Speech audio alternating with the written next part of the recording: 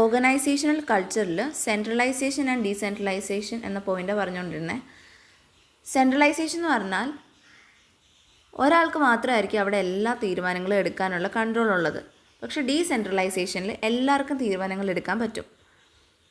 അപ്പം നമുക്ക് നോക്കണം, ആ ഒരു കമ്പനിയിൽ എന്താണ്, സെൻട്രലൈസേഷൻ ആണോ അതോ ഡീസെൻട്രലൈസേഷൻ ആണോ, അതേപോലെ അവർ ഫോളോ ചെയ്യുന്ന സ്ട്രക്ചർ ഏതാണ്, ഫ്ലാറ്റ് ആണോ ടോൾ ആണോ. ഓക്കെ, ഇതെല്ലാം എന്താണ്, എംപ്ലോയീസിൻ്റെ ആറ്റിറ്റ്യൂഡിനെ ഒക്കെ എഫക്റ്റ് ചെയ്യുന്നതാണ്. സോ ഇതെല്ലാം അവരുടെ കൾച്ചറിനെ എഫക്റ്റ് ചെയ്യുന്ന കാര്യങ്ങളാണ്, റൈറ്റ്. പിന്നെ education and social background. Culture can be affected by age. Culture എന്താണ്, ഏജ് കാരണം എഫക്റ്റ് ആവാൻ പറ്റും. And the education and social background of the organisations employees. So culture എന്തൊക്കെ കാരണം എഫക്റ്റ് ആവുമെന്ന് പറയുന്നത്, ഏജ്, എഡ്യൂക്കേഷൻ, അതേപോലെ തന്നെ സോഷ്യൽ ബാക്ക്ഗ്രൗണ്ട്. എംപ്ലോയീസിൻ്റെ ഏജും എഡ്യൂക്കേഷനും സോഷ്യൽ ബാക്ക്ഗ്രൗണ്ടും എല്ലാം കൾച്ചറിനെ എഫക്റ്റ് ചെയ്യുന്ന കാര്യങ്ങളാണ്. Communication, rewards, dress codes, centralisation, education and social backgrounds are some factors that influence an organisations culture. നമ്മൾ ഇത്രയും നേരം പറഞ്ഞു കൂട്ട് തന്നെ communication, reward, dress code, centralisation, education and social background, ഇതൊക്കെ എന്താണ്, ഓർഗനൈസേഷൻ്റെ കൾച്ചറിനെ എഫക്റ്റ് ചെയ്യുന്ന കാര്യങ്ങളാണ്, അല്ലെങ്കിൽ ഇൻഫ്ലുവൻസ് ചെയ്യുന്ന കാര്യങ്ങളാണ്. Most of all the people create the culture best described as the way we do things around here. നമ്മൾ എങ്ങനെയാണ് കൾച്ചറിനെ ഡിഫൈൻ ചെയ്യുന്നത്, എങ്ങനെയാണ് നമ്മൾ കാര്യങ്ങളൊക്കെ ചെയ്യുന്നത്, ആ രീതിയിലാണ് കൾച്ചറിനെ ഡിഫൈൻ ചെയ്തു പോകുന്നത്. The way we do things around here, നമ്മൾ എങ്ങനെയാണോ കാര്യങ്ങളെല്ലാം ഇവിടെ ചെയ്തു പോകുന്നത്. Writers on culture. സോ നമുക്ക് കൾച്ചറിനെ കുറിച്ച് കുറേ ആളുകൾ എഴുതിയിട്ടുള്ള കാര്യങ്ങൾ പഠിക്കാനുണ്ട്. ഓക്കെ, കൾച്ചറിനെ അവർ ഡിവൈഡൊക്കെ ചെയ്തിട്ടുണ്ട്. സോ ആരൊക്കെയാണെന്ന് പറഞ്ഞാൽ ഷീനുണ്ട്, ഹാൻഡി ഉണ്ട്, അതേപോലെ തന്നെ ഹോഫ്സ്റ്റീലുണ്ട്. സോ ഫസ്റ്റ് നമ്മൾ ഷീനിനെ കുറിച്ച് പഠിക്കാൻ പോവാണ്. ഷീൻ എന്താണ് കൾച്ചറിനെ കുറിച്ച് റൈറ്റ് ചെയ്തിട്ടുള്ളത്. Edgar Schein provided a framework for understanding what culture consist of within an organisation. ഒരു ഓർഗനൈസേഷനിൽ കൾച്ചറിൽ എന്തൊക്കെയുണ്ട് എന്ന് പറഞ്ഞ് ഒരു ഫ്രെയിം വർക്ക് തന്ന ഒരാളാണ് നമ്മുടെ Edgar Sheen. He suggested that there are 3 different levels of culture which management need to understand. So Edgar എന്താണ് സജസ്റ്റ് ചെയ്തത്, നമുക്ക് കൾച്ചറിൽ തന്നെ 3 ലെവൽസ് ഉണ്ട്. അത് നമ്മുടെ മാനേജ്മെൻറ്റ് മനസ്സിലാക്കേണ്ട കാര്യമാണ്. Leaders also need to understand these levels to lead effectively. നമ്മുടെ ഓർഗനൈസേഷൻ എഫക്റ്റീവ്ലി ലീഡ് ചെയ്യണമെങ്കിൽ ലീഡേഴ്സും എന്താണ് ഈ കാര്യങ്ങളൊക്കെ മനസ്സിലാക്കണം. സോ അതേതൊക്കെയാണ് ആ 3 ലെവൽസ് എന്ന് നോക്കാം. സോ ഫസ്റ്റ് ആർട്ടിഫാക്ട്സ് ആണ്. Artefacts, second values and beliefs, third basic assumptions and values. First artefacts. An observable symbol that has been designed and introduced into the organization.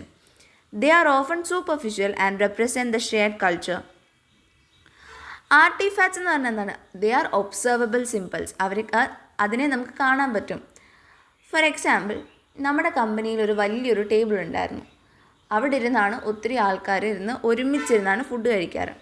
So ഇതിൽ നമുക്ക് കാണാൻ പറ്റുന്ന കാര്യങ്ങൾ എന്താണ്, ഈ ടേബിളാണ്. ഒബ്സർവബിൾ ആയിട്ടുള്ള സിമ്പിൾ എന്ന് പറയുന്ന ഈ ടേബിളാണ്. അതാണ് അവിടുത്തെ artefact. Next, values and beliefs.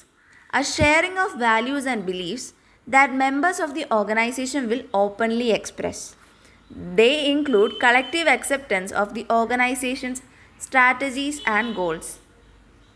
So, values and beliefs എന്ന് പറയുന്നത് എന്താണ്, അവിടെ ഓർഗനൈസേഷനിൽ ഉള്ള ആൾക്കാരുടെ വിശ്വാസങ്ങളാണ്. അതെന്താണ്, അവർ ഓപ്പൺലി എക്സ്പ്രസ് ചെയ്യും, പക്ഷെ നമുക്ക് കാണാൻ പറ്റത്തില്ല. ആർട്ടിഫാക്ട്സ് നമുക്ക് കാണാൻ പറ്റും, പക്ഷെ വാല്യൂസ് ആൻഡ് ബിലീഫ്സ് കാണാൻ പറ്റില്ല, പക്ഷെ അവർ എക്സ്പ്രസ് ചെയ്യും. ഓക്കെ, സോ നമ്മൾ പറഞ്ഞ എക്സാമ്പിൾ വെച്ചിട്ട് ആ ഒരു ടേബിൾ, അപ്പം നമ്മൾ പോയി ചോദിക്കുകയാണ്, അവിടുത്തെ ഒരു എംപ്ലോയിയോട് ചോദിക്കുകയാണ്, എന്തിനാണ് ഇവർ ടേബിൾ ഇങ്ങനെ ഒരുമിച്ച് കഴിക്കുന്നതെന്ന്. സോ അവർ പറയാണ്, ഓക്കെ ഞങ്ങളുടെ വിശ്വാസം ഇതാണ്, ഇങ്ങനെ ഒരുമിച്ച് കഴിച്ചാൽ എന്താണ്, ഇവരുടെ ഹോൾ കമ്പനിയിൽ ഒരു കോർഡിനേഷൻ വരുള്ളൂ, അത് അവരുടെ ഒരു ബിലീഫാണ്. Okay, then basic assumptions and values. Basic assumptions and values, a set of abstract concepts at the core of how an organization operates, represented by a set of innate beliefs and behaviors that underpin the organization's core values. അപ്പോൾ basic assumptions and values നമുക്ക് എക്സ്പ്രസും ചെയ്യത്തില്ല, കാണാനും പറ്റത്തില്ല, എക്സ്പ്രസും ചെയ്യാനും പറ്റത്തില്ല. പക്ഷേ എന്താണ്, ഇത് എല്ലാവരുടെ ഉള്ളിലുള്ളൊരു വിശ്വാസമാണ്. ഫോർ എക്സാമ്പിൾ, ഞാനിപ്പോൾ ഒരു കമ്പനി പോയി വർക്ക് ചെയ്യാണ്. അവിടെ വർക്ക് ചെയ്യുന്നതിൻ്റെ കാരണം എന്ന് പറയുന്നത് എന്താണ്, ആ കമ്പനി എന്താണ്, ഒരു നല്ല കമ്പനിയാണ് എന്നുള്ളൊരു വിശ്വാസത്തിലാണ് ഞാൻ അവിടെ പോയിട്ട് വർക്ക് ചെയ്യുന്നത്. ഓക്കെ, ഇതങ്ങനെ കാണാനും പറ്റുന്ന കാര്യമല്ല, അങ്ങനെ ആരും അങ്ങനെ എളുപ്പം എക്സ്പ്രസ് ചെയ്യുന്ന കാര്യമല്ല, പക്ഷെ നമ്മുടെ ഉള്ളിലുള്ളൊരു വിശ്വാസമാണ്. സോ ഇവിടെ ഒരു കീ പോയിൻ്റ് ആയിട്ട് തന്നിട്ടുണ്ട്, ആർട്ടിഫാക്ട്സ് ആർ ഒബ്സർവബിൾ. ആർട്ടിഫാക്ട്സ് എന്താണ്, നമുക്ക് കാണാൻ പറ്റുന്ന കാര്യങ്ങളാണ്. It can be seen or heard, അതിന് നമുക്ക് ഒബ്സർവ് ചെയ്യാൻ പറ്റുന്ന കാര്യങ്ങളാണ്. Shared beliefs are expressed. Shared beliefs എന്താണ്, എക്സ്പ്രസ് ചെയ്യാൻ പറ്റും, അത് കൺവേഴ്സേഷൻസിലൊക്കെ ഡിസ്കസ് ചെയ്യാൻ പറ്റും. ഓക്കെ, അതും സ്റ്റാഫൊക്കെ അക്സെപ്റ്റ് ചെയ്യുന്ന കാര്യങ്ങളായിരിക്കും. Basic assumptions are abstract and not expressed.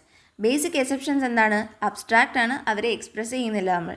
So ഇതെന്താണ്, നമുക്ക് ഡിഫൈൻ ചെയ്യാൻ ഭയങ്കര ബുദ്ധിമുട്ടായിരിക്കും. ഓക്കെ, ഇനി നെക്സ്റ്റ് ഹാൻഡി എങ്ങനെയാണ് കൾച്ചറിനെ കുറിച്ച് എഴുതിയിട്ടുള്ളതെന്നാണ് നോക്കാൻ പോകുന്നത്. So Charles Handy has suggested that business organization can be divided into 4 types, which differs according to their structure, the management methods and used and the process for getting work done. So Charles Handy എന്താണ് suggest ചെയ്തിരിക്കുന്നത്, നമുക്ക് business ഓർഗനൈസേഷനെ 4 types ആയിട്ട് divide ചെയ്യാൻ പറ്റും. So എന്തൊക്കെയാണിതെന്ന് നോക്കാം. These 4 types of organization are very different from each other and have very different organizational cultures.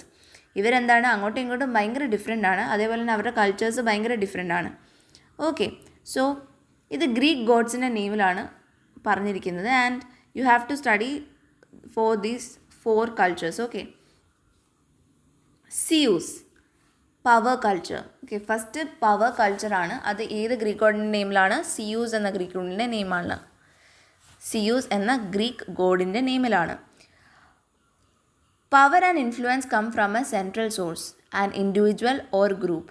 ഇവിടെ എന്താണ്, പവറും ഇൻഫ്ലുവൻസും ഒരു സെൻട്രൽ സോഴ്സിൽ നിന്നാണ് വരുന്നത്. അത് ഒന്നെങ്കിൽ ഒരു ഇൻഡിവിജ്വൽ ആകാം, അല്ലെങ്കിൽ ഒരു ഗ്രൂപ്പ് ആകാം. ഇവിടുത്തെ ക്യാരക്ടറിസ്റ്റിക്സ് എന്താണ്?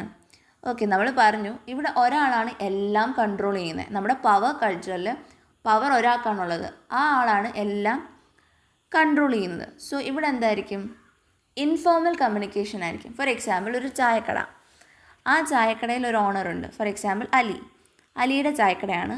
സോ അലി പറയുന്ന കാര്യങ്ങളായിരിക്കും അവിടെ വർക്ക് ചെയ്യുന്ന എല്ലാവരും ചെയ്യുന്നത്. അവിടെ എന്താണ്, ഇന്ന സ്പെസിഫിക് ടാസ്ക് അല്ലെങ്കിൽ ഇന്ന സ്പെസിഫിക് ജോബ് എന്ന് പറഞ്ഞൊന്നുമില്ല. ആൾക്കാരോട് അല്ലെങ്കിൽ എന്തൊക്കെയാണോ അവിടെ ചെയ്യേണ്ടത്, അവിടെ എന്തൊക്കെ പണികളുണ്ടോ അതെല്ലാം ചെയ്യേണ്ടി വരും. അല്ലാതെ ഫോമലായിട്ട് ഒന്നുമില്ല, എല്ലാം ഇൻഫോർമലായിരിക്കും, ഇൻഫോർമൽ കമ്മ്യൂണിക്കേഷൻ ആയിരിക്കും. അതേപോലെ അലി പറയുന്ന കാര്യങ്ങളൊക്കെ ആയിരിക്കും ബാക്കി അവിടെ 1-2 പണിക്കാരുണ്ടെങ്കിൽ അലി പറയുന്ന കാര്യങ്ങളാണ് അവരെല്ലാവരും ചെയ്യേണ്ടത്. അതുകൊണ്ട് ഇവിടെ ഡോമിനൻ്റ് ആയിട്ട് നിൽക്കുന്നത് ആരാ, അലിയാണ്. സോ ഇവിടെ എന്താണ്, ഒരു ഡോമിനൻ്റ് ഇൻഡിവിജ്വൽ അല്ലെങ്കിൽ ഒരു ഗ്രൂപ്പ് കാണും. സ്മോൾ എൻറ്റിറ്റി, അതൊരു സ്മോൾ ബിസിനസ്സിലൊക്കെയാണ് ഇത് നമ്മൾ കാണുന്നത്. യൂഷ്വലി എൻ്റർപ്രണോറിയൽ സ്ട്രക്ചറാണ്. എൻ്റർപ്രണോറിയൽ എന്ന് പറഞ്ഞാൽ എന്താണ്, ഒരാളാണ് എല്ലാം കൺട്രോൾ ചെയ്യുന്നത്, അതിനാണ് എൻ്റർപ്രണോറിയൽ എന്ന് പറയാം. സോ ഇവിടെ ഒരു എക്സാമ്പിൾ പറയുകയാണെങ്കിൽ family run business or entrepreneurial firm. നമുക്ക് ഫാമിലി ആയിട്ട് ബിസിനസ്സൊക്കെ റൺ ചെയ്യുന്നവർ അല്ലെങ്കിൽ എൻ്റർപ്രണോറിയൽ ഫേമൊക്കെ ഉള്ളവരെന്താണ്, പവർ കൾച്ചറാണ് അവർ ഫോളോ ചെയ്യുന്നത്. ഇനി സെക്കൻഡായിട്ട് പറയുന്നത് റോൾ കൾച്ചറിനെ കുറിച്ചിട്ടാണ്. Apollo, all individuals have A formal rule and follow established rules and procedures. ഇവിടെ എല്ലാ ആൾക്കാർക്കും ഓരോ റോൾസ് ഉണ്ട്. ഓക്കെ, അവർക്ക് ഓരോരുത്തർക്കും ഫോർമലായിട്ടുള്ള റോൾസ് ഉണ്ട്. അത് ചെയ്യുക എന്നുള്ളതാണ് അവരുടെ പണി, അല്ലാതെ വേറെ അവർക്കൊന്നും ചെയ്യേണ്ടി വരത്തില്ല. ഇവർക്ക് എന്താണ്, ഓരോ റൂൾസും ഉണ്ട്, പ്രൊസീജിയേഴ്സും ഉണ്ട്, ഇതെല്ലാം ഇവർ ഫോളോ ചെയ്യണം. ഓക്കെ, ഇവിടുത്തെ ക്യാരക്ടറിസ്റ്റിക്സ് എന്താണ്, ഇവിടെ ഫോർമൽ കമ്മ്യൂണിക്കേഷനാണ് നടക്കാറ്. ഓക്കെ, ഇവിടെ എല്ലാം ഫോർമൽ കമ്മ്യൂണിക്കേഷനാണ് നടക്കാറ്. ഇവിടെ സ്ട്രിക്റ്റ് ആയിട്ടുള്ള ഹൈറാർക്കി ഒക്കെ ആയിരിക്കും. ഇപ്പോൾ 9 to 5 ആണെങ്കിൽ okay 9 to 5 you have to come. അതേപോലെ തന്നെ എന്താണ്, ഇപ്പം അവർക്ക് ഡ്രസ്സൊക്കെ എന്താണ് യൂണിഫോംസ് ആണെങ്കിൽ അത് ഇടണം. സോ ഇവിടെ സ്ട്രിക്റ്റ് ആയിട്ടുള്ള ഹൈറാർക്കിയാണ്. ഇവിടെ പ്രെഡിക്റ്റബിൾ ആണ്, അവർക്ക് എന്തൊക്കെ ജോലികളാണ് ചെയ്യേണ്ടതെന്നൊക്കെ അവർക്ക് ഓൾറെഡി അറിയാം. ഓക്കെ, സോ ഇത് പ്രെഡിക്റ്റബിൾ ആണ്. Compliance is rewarded. ഓക്കെ, ഇന്ന റൂൾസും റെഗുലേഷൻസും ഒക്കെ ഫോളോ ചെയ്യുന്നവർക്ക് എന്താണ്, റിവാർഡും കൊടുക്കുന്നതാണ്. ഇവിടെ എക്സാമ്പിൾ പറയുന്നത് സിവിൽ സർവീസ് ഡിപ്പാർട്ട്മെൻ്റ് ആണ്, civil service department. Next culture എന്ന് പറയുന്നത് ടാസ്ക് കൾച്ചർ. നമുക്ക് അഥീന എന്നാണ് ഗ്രീക്ക് ഗോഡിൻ്റെ നെയിം. സോ ഇവിടെ എന്താണ് നമ്മൾ ഫോക്കസ് ചെയ്യുന്നത്, നമുക്ക് എങ്ങനെയും പണി തീർക്കണം, അത് മാത്രമേ ഉള്ളൂ നമ്മുടെ ഫോക്കസിൽ. ഓക്കെ, സോ ഇവിടെ ക്യാരക്ടറിസ്റ്റിക്സ് വരുന്നത്, ഇവിടെ ഫോക്കസ് എന്തിനാണുള്ളത്, നമ്മുടെ ഔട്ട്പുട്ടിന് അല്ലെങ്കിൽ റിസൾട്ടിനാണ് നമ്മൾ ഫോക്കസ് കൊടുക്കുന്നത്. Performance based റിവാർഡാണ്. മീൻസ് നമ്മൾ എങ്ങനെയാണോ പെർഫോം ചെയ്യുന്നത് അതിനനുസരിച്ചാണ് നമുക്ക് റിവാർഡ് കിട്ടുന്നത്. Development of individual skills. ഇവിടെ എന്താണ്, ഓരോരുത്തരുടെയും ഇൻഡിവിജ്വൽ സ്കിൽസിൻ്റെ ഡെവലപ്മെൻറ്റ് നടക്കുന്നുണ്ട്. എക്സാമ്പിൾസ് പറയുന്നത് management consultancy firm. The last one is Dionysus അല്ലെങ്കിൽ പേഴ്സൺ കൾച്ചർ എന്ന് പറയാം. ഇവിടെ എന്താണ് പറയുന്നത്? The interest of several key individuals are prioritised. ഇവിടെ കുറച്ച് ആൾക്കാരുണ്ടാവും, അവരുടെ ഇൻട്രസ്റ്റിന്, അവരുടെ താല്പര്യങ്ങൾക്കാണ് നമ്മൾ പ്രയോറിറ്റി കൊടുക്കുന്നത്. The firm protects critical individuals. Okay, ആ ഫേം എന്താണ്, ആ ഇൻഡിവിജ്വൽസിനെ പ്രൊട്ടക്റ്റ് ചെയ്യും. അതേപോലെ തന്നെ ഓർഗനൈസേഷൻ്റെ ആക്ടിവിറ്റീസ് എല്ലാം സപ്പോർട്ട് ചെയ്യുന്നത് എന്താണ്, ഈ ഇൻഡിവിജ്വൽസിനെ ചുറ്റിപ്പറ്റിയിട്ടായിരിക്കും. So organisations activities support vital individuals. ഇവിടെ എക്സാമ്പിൾ പറഞ്ഞേക്കുന്നത് പ്രൈവറ്റ് പ്രൊഫഷണൽ പ്രാക്ടീസ് ആണ്. ഇനി നമ്മൾ ലാസ്റ്റ് ഹോഫ്സ്റ്റീഡ് കൾച്ചറിനെ കുറിച്ച് എന്താണ് റൈറ്റ് ചെയ്തിരിക്കുന്നത് എന്നാണ് നോക്കാൻ പോകുന്നത്. Geert Hofstede suggested that organisational culture differs because of difference in national culture. Hofstede എന്താണ് സജസ്റ്റ് ചെയ്തത്? നമ്മുടെ ഓർഗനൈസേഷണൽ കൾച്ചർ ഡിഫർ ചെയ്യുന്നത് നാഷണൽ കൾച്ചർ, രാജ്യങ്ങളുടെ കൾച്ചേഴ്സിനുള്ള ഡിഫറൻസ് കാരണമാണ്. Hofstede suggested 6 dimensions in which national cultures differ from each other. So 6 dimensions ആണ് suggest ചെയ്തേക്കുന്നത്. ആ രീതിയിലാണ് നാഷണൽ കൾച്ചേഴ്സ് ഡിഫർ ചെയ്യുന്നതെന്നാണ് ഹോഫ്സ്റ്റീഡ് പറയുന്നത്. സോ ആ 6 dimensions എന്തൊക്കെയാണ്? Power distance, uncertainty avoidance, individualism or collectivism, masculinity versus feminity, long term versus short term orientation, intelligence versus constraint. ഓരോന്ന് നോക്കാം. Power distance. എന്താണ് power distance? The degree to which unequal distribution of power is accepted by less powerful members. Okay, so power distance എന്ന് പറയുമ്പം നമ്മളിപ്പോൾ ഒരു കൾച്ചറിനെ നോക്കുകയാണ്, അവിടെ ഒരു കൂട്ടർക്ക് എന്താണ് ഭയങ്കര പവറാണ്, മറ്റേ കൂട്ടർക്ക് പവർ ഒട്ടുമില്ല. ഓക്കെ, സോ ഇവിടെ എന്താണ്, ഒട്ടും പവറില്ലാത്ത ആൾക്കാർ unequal distribution of power accept ചെയ്യുന്നു. ഓക്കെ, സോ പവർ ഡിസ്റ്റൻസിൽ എന്താണ് പറയുന്നത്? ചിലർക്ക് ഭയങ്കര പവർ കൂടുതലാണ്, ചിലർക്ക് പവർ കുറവാണ്. So inequalities and dominant individuals are more readily accepted with high power distance.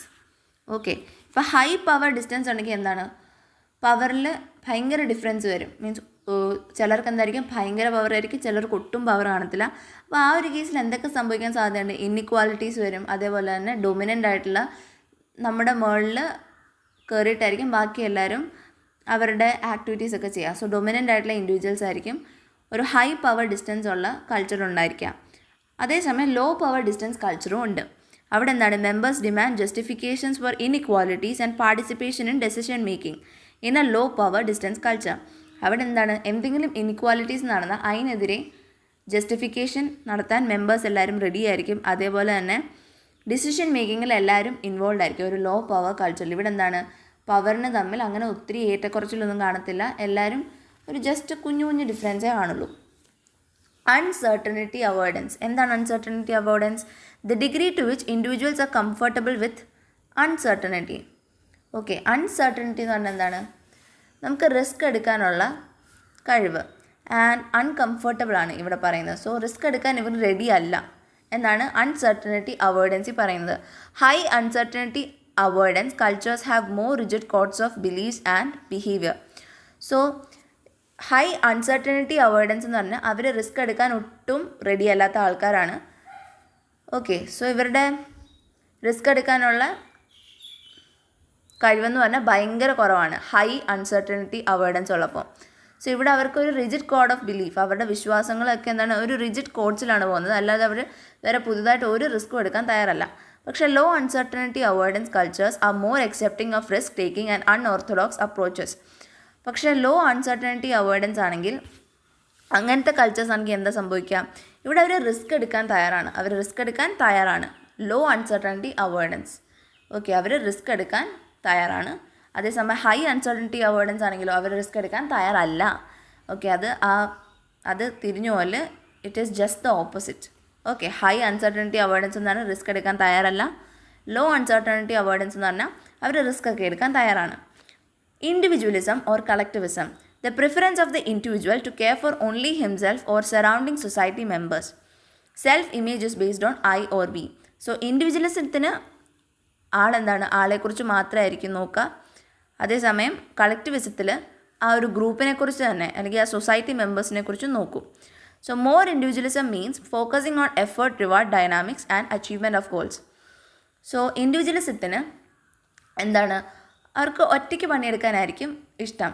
Means അവരെന്താണ്, അവരുടെ എഫേർട്ടിന് റിവാർഡ് കിട്ടുന്നുണ്ടോ, അതേപോലെ തന്നെ അവരുടെ ഗോൾ അച്ചീവ് ചെയ്യുന്നുണ്ടോ, അതിലൊക്കെയാണ് അവരുടെ മെയിൻ ഫോക്കസ് എന്ന് പറയാം. പക്ഷേ കളക്റ്റിവിസത്തിലോ, collectivism values harmonious relationships, empathy and team working. So കളക്റ്റിവിസത്തിന് അവർക്കൊരു ഗ്രൂപ്പിൻ്റെ കൂടെ വർക്ക് ചെയ്യാനായിരിക്കും ഇഷ്ടം. അവർക്ക് എന്താണ്, എംപതി അതേപോലെ ടീം വർക്കിംഗ് അതൊക്കെ ആയിരിക്കും കുറച്ചുകൂടെ ഇൻട്രസ്റ്റിംഗ് ആയിട്ട് തോന്നുന്നത്. സോ ആ ഒരു കൾച്ചർ ആ ഒരു രീതിയിലാണ് പോകുന്നത്. Masculinity versus feminity. Masculinity versus feminity, ഇത് രണ്ട് ട്രെയ്റ്റ്സ് ആണ്. Preference for masculine or feminine traits. Masculine cultures value characters like assertiveness, dominance, competitiveness, being decisive and winning. So ഇവിടെ പറയുന്നത് ഈ കൾച്ചറിൽ മസ്കുലിൻ എന്ന് പറയുന്നത് എപ്പോഴാണ്, ആ കൾച്ചർ ഭയങ്കര കോമ്പറ്റീറ്റീവ് ആണ്, അതേപോലെ തന്നെ അവരെപ്പോഴും ജയിക്കണമെന്ന് മെൻറ്റാലിറ്റി ഉള്ളവരാണ്, എപ്പോഴും ഭയങ്കര അഗ്രസീവാണ്. ഓക്കെ, സോ അങ്ങനെയുള്ള കൾച്ചറിനെ നമ്മൾ മസ്കുലൈൻ കൾച്ചർ എന്ന് പറയുന്നുണ്ട്. അതേപോലെ ഫെമിനൈൻ കൾച്ചർ എന്ന് പറയുമ്പം they value cooperation, modesty, quality of life and consensus. Okay, so feminine culture എന്താ പറയുന്നത്, അവർ കോപ്പറേഷൻ ചെയ്യുന്നവരാണ്, അതുപോലെ മോഡസ്റ്റി ആയിരിക്കും, അവർ ക്വാളിറ്റി ഓഫ് ലൈഫിലൊക്കെയാണ്, more than these competitiveness and all, അവർ അവരുടെ ക്വാളിറ്റി ഓഫ് ലൈഫ്. അതേപോലെ തന്നെ കോൺസെൻസസ് എന്ന് പറഞ്ഞാൽ എന്താണ്, എല്ലാവരെയും, ഇപ്പോൾ ഒരാൾ മാത്രം ഡൊമിനൻ്റ് ആയിട്ട് നോക്കാതെ എല്ലാവരുടെയും താല്പര്യങ്ങളൊക്കെ നോക്കി ഡിസിഷൻസ് ഒക്കെ എടുത്ത്, അതിനെയാണ് കോൺസെൻസസ് എന്ന് പറയാം. സോ ഒരു ഫെമിനൈൻ കൾച്ചറിൽ ഇതൊക്കെ ആയിരിക്കും ഫോളോ ചെയ്യുന്നത്. Feminist cultures make less distinction between roles males and females should play. അവിടെ എന്താണ്, ജെൻഡർ ഡിസ്ക്രിമിനേഷനൊക്കെ വളരെ കുറവാണ് ഫെമിനിസ്റ്റ് കൾച്ചേഴ്സിന്. Okay, so long term versus short term orientation. The extent to which a culture maintains links to the past while meeting future challenges.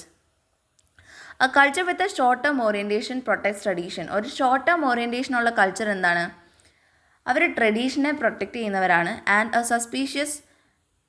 Is suspicious towards social change. അവരെന്താണ്, social ചേഞ്ചസിനൊന്നും തയ്യാറാവുന്നവരല്ല.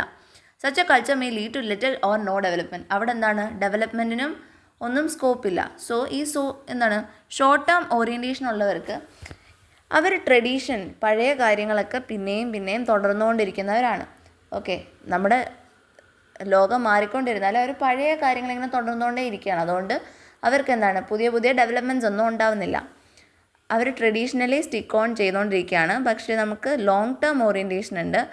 A culture with a long-term orientation is more pragmatic and encourages new approaches to meet challenges.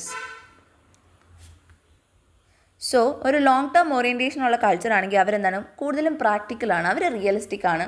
പഴയ ട്രഡീഷൻസിനൊന്നും വെച്ചുകൊണ്ടിരിക്കാതെ പുതിയ കാര്യങ്ങളൊക്കെ try ചെയ്യാൻ ശ്രമിക്കുന്നവരാണ് ഈ long term ഓറിയൻറ്റേഷനിലുള്ള cultures. So short term orientation, long term orientation, ആ പേരെന്താ വന്നതെന്ന് വെച്ചാൽ, ഷോർട്ട് ടേം ഓറിയൻറ്റേഷൻ എന്താണ്, നമ്മുടെ മുന്നിലോട്ട് അവർ ചിന്തിക്കുന്നില്ല. ഓക്കെ, ഇപ്പോൾ എന്താണ് നടക്കുന്നത് അത് മാത്രമേ ചിന്തിക്കുന്നുള്ളൂ. അപ്പോൾ പഴയ കാര്യങ്ങൾ മാത്രമാണ് വെച്ചുകൊണ്ടിരിക്കുക.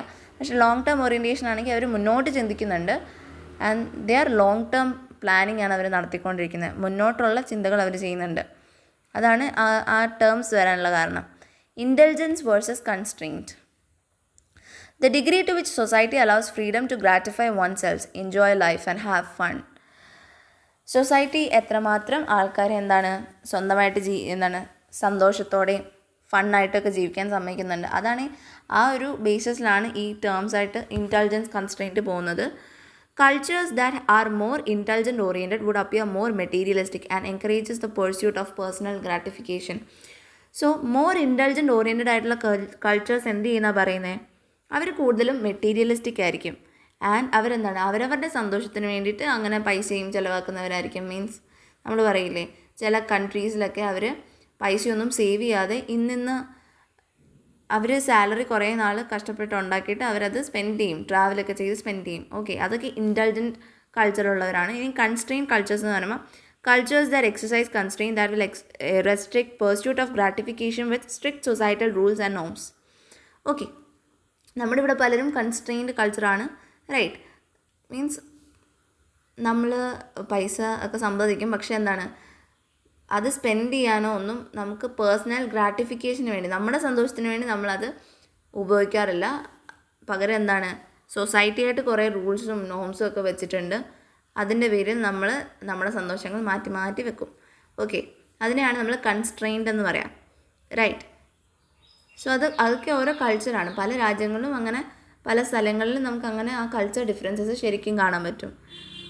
സോ നമുക്കിവിടെ ഇനി ഇത് ജസ്റ്റ് ഒന്ന് വായിച്ച് നോക്കിയാൽ മതി.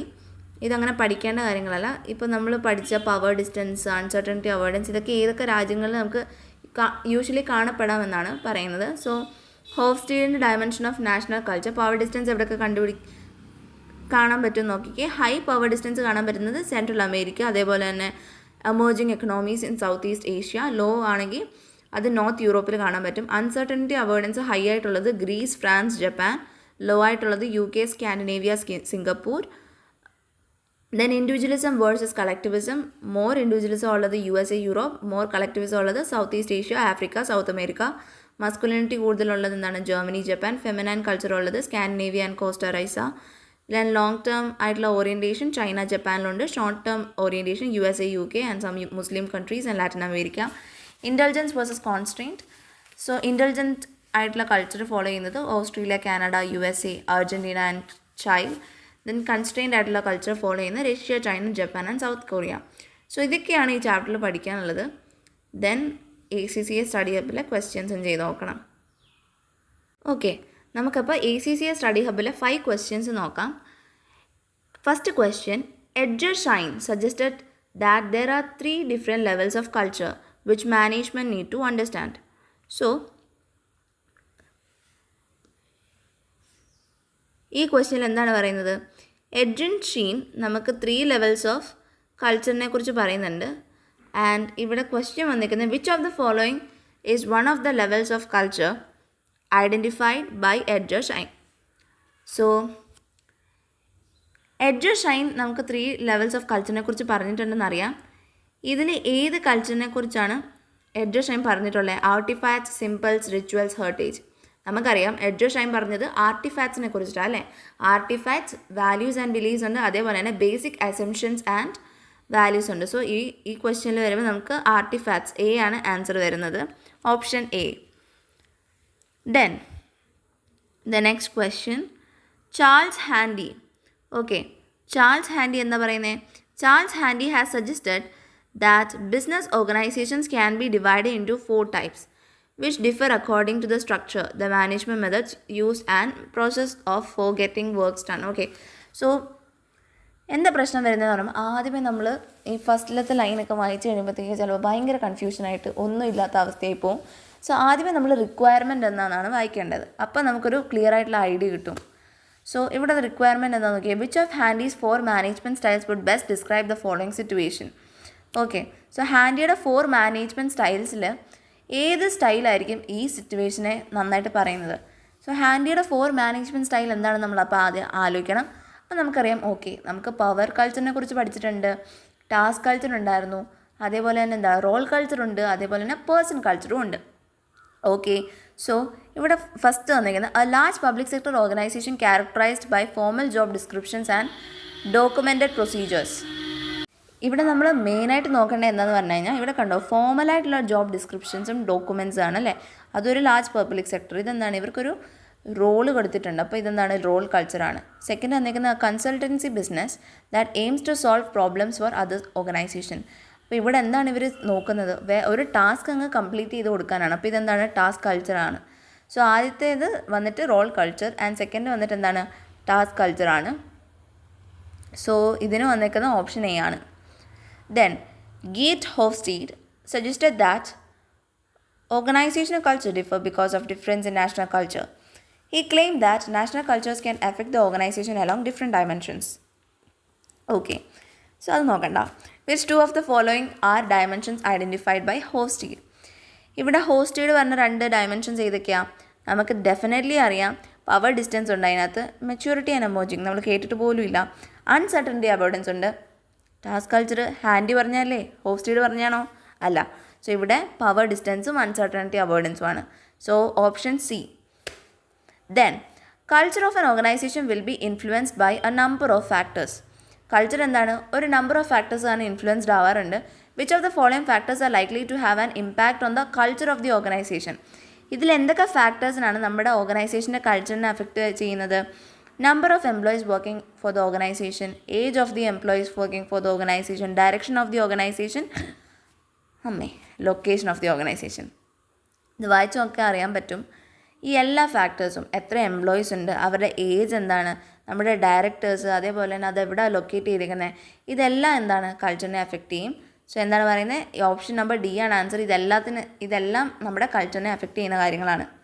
ഇനിയും last question, the last and final question of this chapter. Edgar Sheen suggested that there are 3 different levels of culture which management needs to understand.